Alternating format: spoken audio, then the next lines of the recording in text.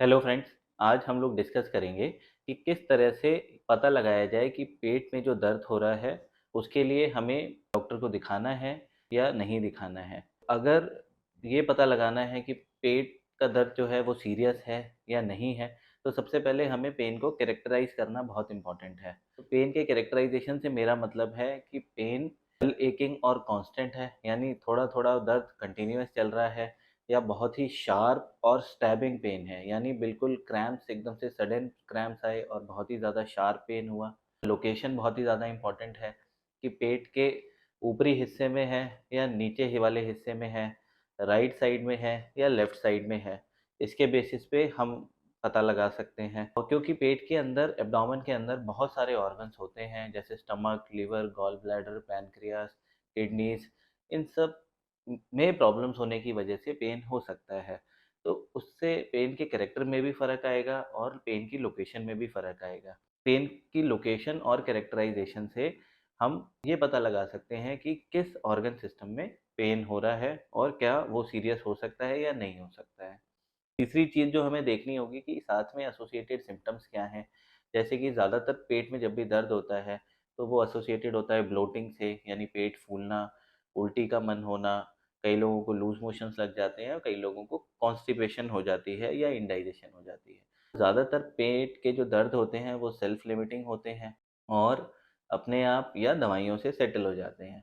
लेकिन अगर कुछ ऐसे फीचर्स हैं, तो उसके बेसिस पे हम ये डिसाइड कर सकते हैं कि हमें डॉक्टर की सलाह कब लेनी चाहिए। सबसे ज़्यादा इम्पोर्टेंट है कि पेन अगर आपका कुछ मिनट या कुछ देर के लिए है और फिर सेटल हो गया तो कोई दिक्कत नहीं है। लेकिन अगर पेन आपका बढ़ रहा है और कुछ घंटों से चल रहा है या फिर 1 दिन से ज़्यादा हो गया है और पेन फिर भी कंटिन्यूअस है, तो आपको डॉक्टर से सलाह लेनी चाहिए। पेन के साथ अगर हाई ग्रेड फीवर एसोसिएटेड है, तो भी डॉक्टर से कंसल्ट करना चाहिए। इसके अलावा अगर आपको पेन के कैरेक्टर में चेंज आ रहा है, यानी पहले पेन माइल्ड था, अब सीवियर हो गया है, या फिर पेन की इंटेंसिटी बढ़ गई है, तो ऐसे केसेस में भी मेडिकल अटेंशन की बहुत ज़रूरत होती है। और इसके अलावा अगर कोई एसोसिएटेड लम्प महसूस हो रहा है या मोशन में ब्लड आ रहा है, इस तरीके के कोई भी सिम्पटम्स हैं, तो भी आपको डॉक्टर की सलाह लेनी चाहिए। कुछ कॉमन लोकेशंस होती हैं पेट में दर्द की, उसके बेसिस पे हम पता लगा सकते हैं कि ये किस वजह से हो रहा है। तो सबसे कॉमन है, अगर बिल्कुल सेंटर एपिगैस्ट्रियम में है, ऊपर की तरफ पेट में, तो उसमें कई बारी गॉल ब्लैडर स्टोन्स की वजह से पेन होता है, कई बारी एसिडिटी की वजह से होता है। राइट साइड में अगर ऊपर की तरफ है, तो वो गॉल ब्लैडर स्टोन्स की वजह से काफ़ी कॉमन है। राइट साइड में अगर लोअर एब्डोमेन में है, तो वो काफ़ी कॉमनली अपेंडिक्स का पेन हो सकता है। फीमेल्स में वो ट्यूब में कोई ब्लॉकेज हो या कोई ओवेरियन सिस्ट हो, टॉर्जन हो, उसकी वजह से पेन हो सकता है। और इसके अलावा फ्लैंक रीजन में पेन है, तो वो काफ़ी कॉमनली किडनी स्टोन्स की वजह से होता है।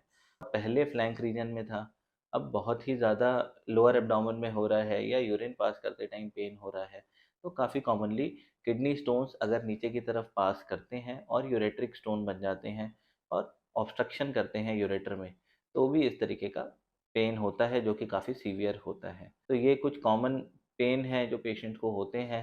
इससे हम पता लगा सकते हैं कि हमें मेडिकल कंसल्टेशन लेने की ज़रूरत है या नहीं है।